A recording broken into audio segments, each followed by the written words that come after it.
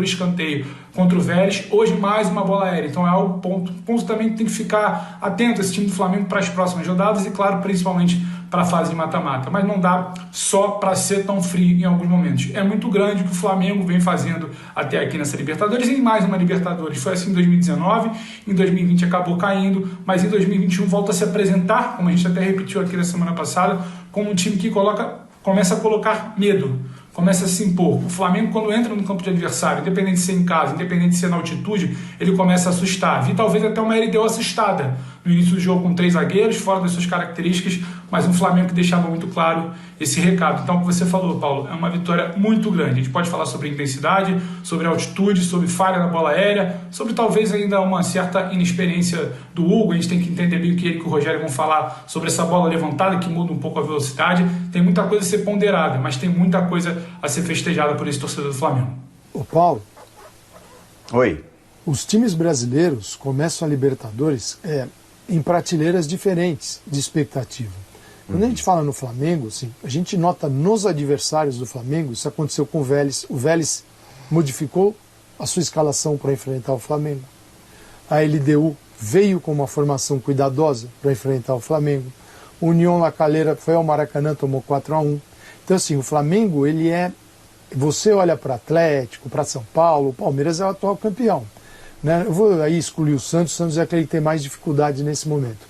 Mas você olha para outras equipes brasileiras, você ainda quer encontrar a melhor formação, ainda quer encontrar as melhores interações entre os setores do campo, os jogadores.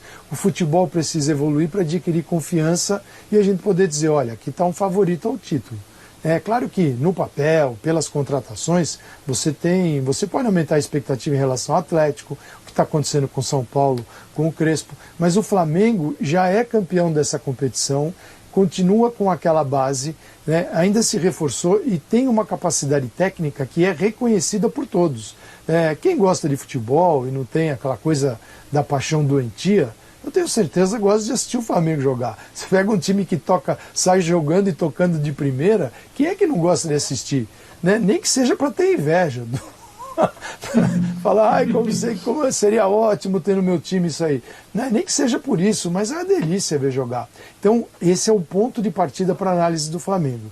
Então, do Flamengo, a gente parte num outro nível. Claro que não é o melhor dia, a melhor data, em função da altitude e da nossa incerteza aqui em relação a qual foi o peso dela no rendimento do Flamengo no segundo tempo. Agora, para esta capacidade técnica ser ainda mais temida, o Flamengo precisa de ser equilibrado na sua intensidade durante o jogo. Ele não pode variar. Variou na Argentina, variou nos 4-1 no Maracanã contra o União Calera, variou hoje, mas hoje a gente ainda fica por conta da altitude. Isso o Flamengo precisa tomar cuidado. Não dá para meter 2-0 tal, e descansar. Ele não pode variar. Ele não pode deixar o adversário acreditar que é possível.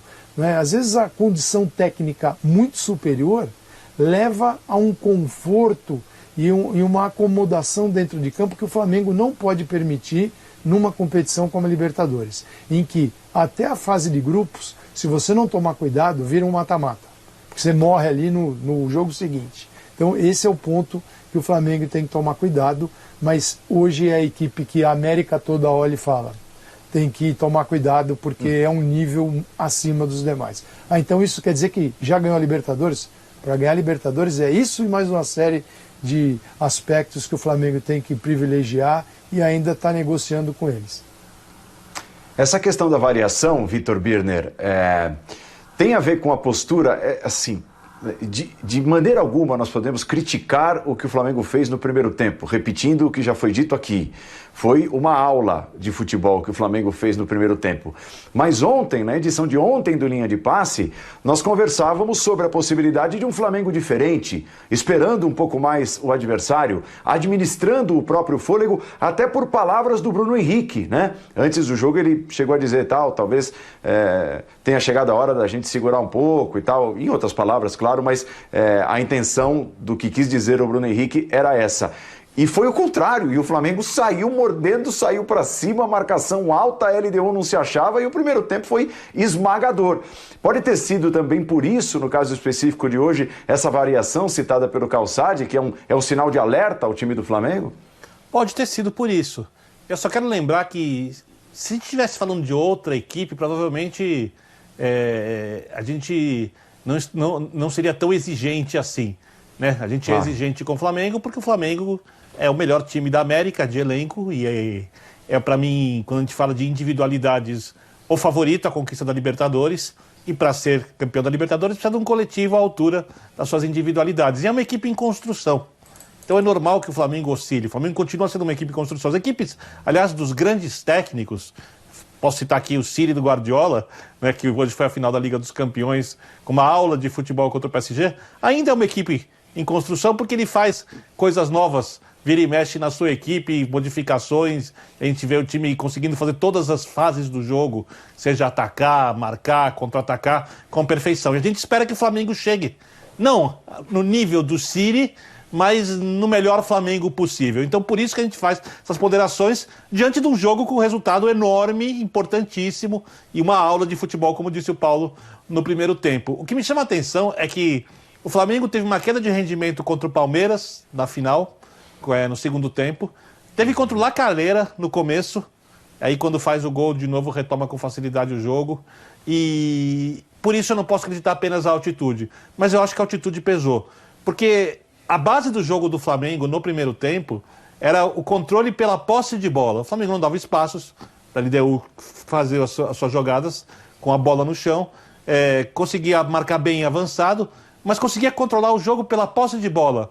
Boa parte no campo de ataque, onde envolvia com facilidade o adversário.